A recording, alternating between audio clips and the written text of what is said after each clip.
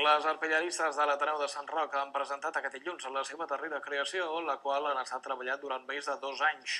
Es tracta d'una arpillera col·lectiva anomenada Posar fil a l'agulla, on les artistes han volgut plasmar les activitats, els valors i el compromís de l'Ateneu amb el barri de Sant Roc.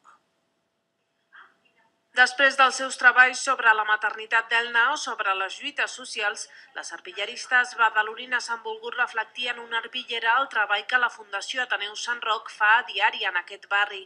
Escenes com la Fira d'Artesania, la Ludoteca o l'Ateneu al carrer són alguns dels moments que les dones de Sant Roc han volgut recollir en aquesta peça d'artesania cosida a mà.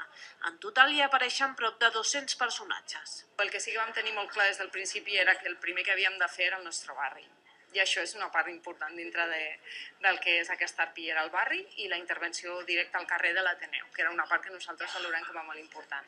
Per això l'arpillera està dividida una miqueta en 2 espais, que és tota la part més de carrer, en què surt l'Ateneu al carrer, les activitats del Cercavila, la Fira d'Artesania, i després la part de dintre de l'Ateneu en la que hi ha una varietat, des de les paelles que fem per festes, a les classes d'informàtica, els nadons, les activitats del berenar dels nens, una miqueta hem intentat plasmar-ho una miqueta tot el que és l'Ateneu.